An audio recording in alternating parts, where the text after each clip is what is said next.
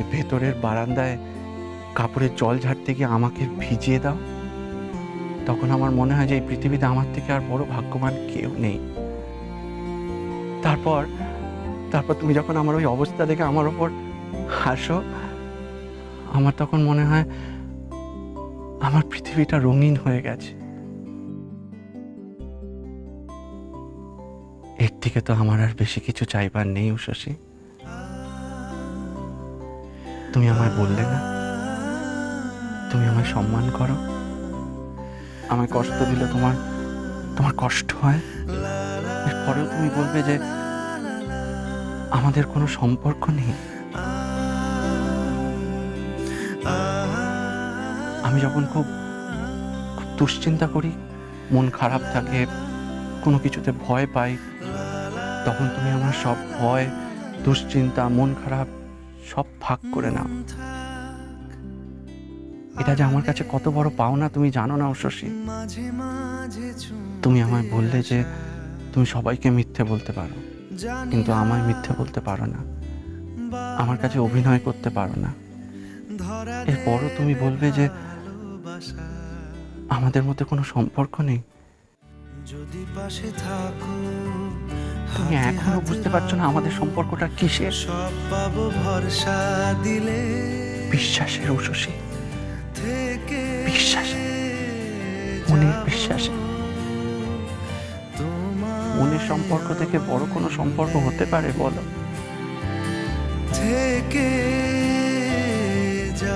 পারে না, পারে না।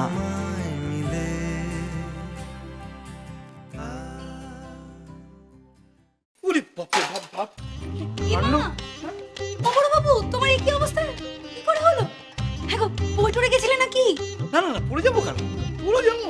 হ্যাঁ, গাড়িতে উঠলে না সব একটা নায়ক হয়ে যায়, রাস্তাঘাটে যে লোকজন আছে তার দিকে নজরে পড়ে না। দেখো একটা গাড়ি গিয়ে কাদার মধ্যে চাকাটা পড়লো আর ছিটকে কাদা এসে আমার গায়ে লাগলো, কোনো মানে হয়? ইস কি অবস্থা! হ্যাঁ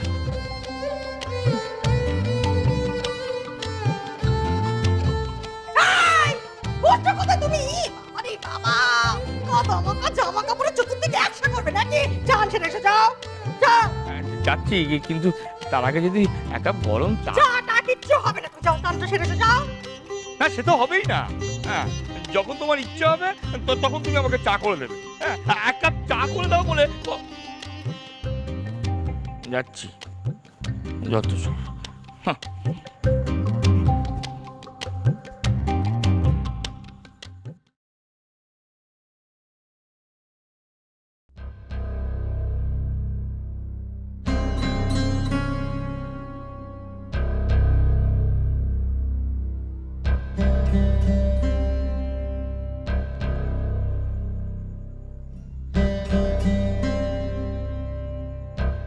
হুম, 350 আছে, সেবারে তো একখানা বাঁধাকপি পেয়েছিল, এবার দেখি কি কি আসে।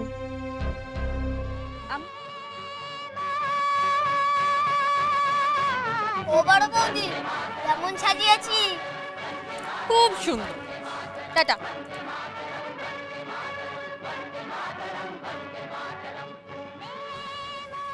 তুমি বাজারে যাচ্ছ? মা বললেন, জানি না এবার সব কিছু ঠিকঠাক আনতে পারবো কিনা। পারবে। তুমি যদি কোনো কাজ মন থেকে করতে চাও আর সেটা যদি হাসি মুখে করো, তাহলে দেখবে সেই কাজটা ঠিক হবেই হবে। বলছিলাম একটু ভেতরে এসো না, এসো না।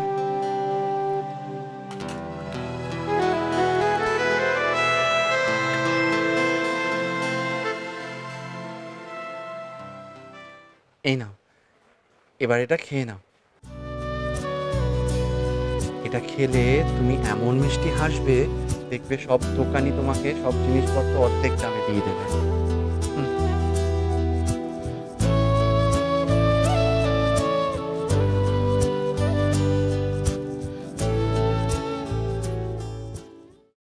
মাসি মোচা কত করে? 25 টাকা। মাসি 20 টাকায় দাও না। ভাই নাও না গো। 22 টাকা দাও। ও মাসি 20 টাকা নাও।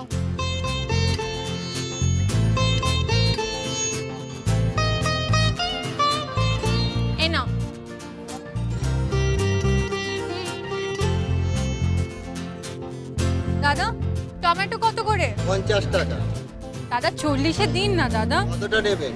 500।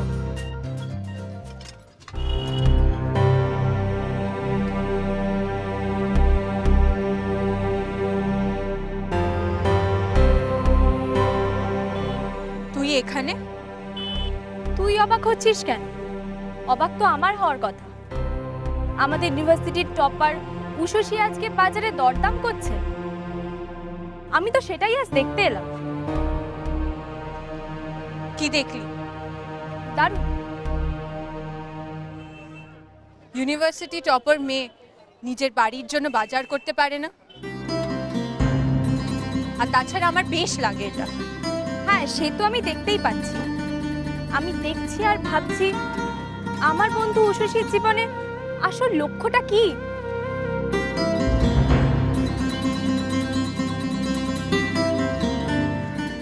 আমি এখানে, তুই জানলি কি করে? তোর বরকে ফোন করেছিলাম, ও বলল। দাদা কত হয়েছে? 20 টাকা।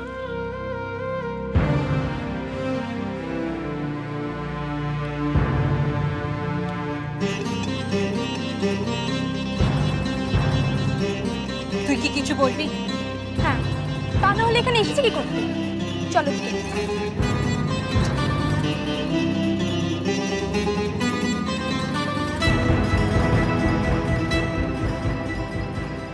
আমি এর মধ্যে একদিন তোর বাড়ি গিয়েছিলাম।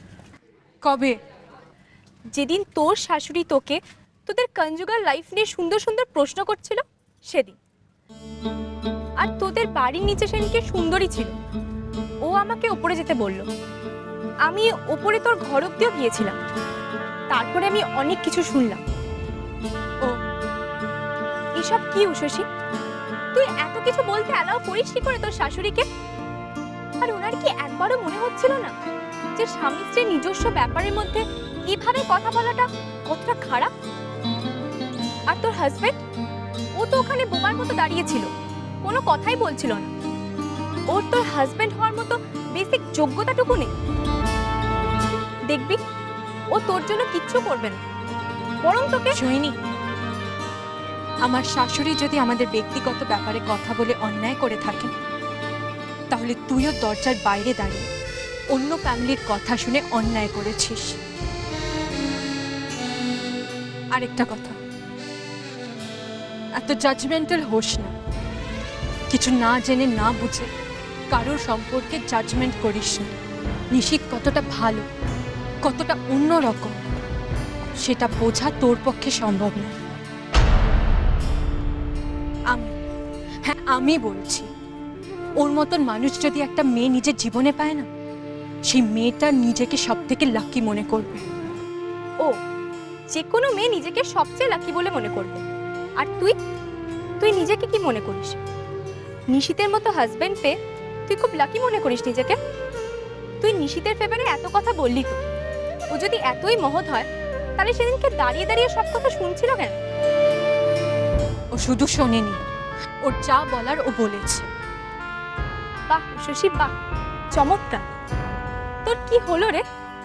তুই এখন শুধু আমার সাথে না, নিজের সঙ্গেও মিথ্যাচার করছিস।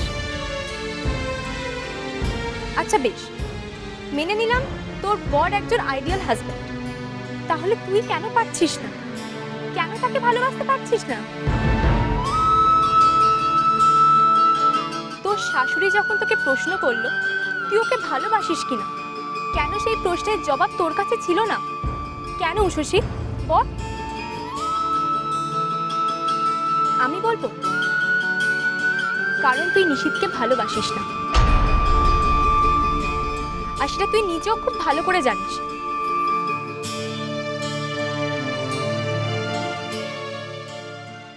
আমি দেখতে পাচ্ছি তুই একটা মিথ্যে সম্পর্ক বয়ে চলেছিস, আর সেটা তোদের দুজনের কাউকে শান্তি দিচ্ছে না। এভাবে জীবন চলে না উষসী, বাঁচা যায় না। আমি যেটা বলছি সেটা মাথা ঠান্ডা করে শোন।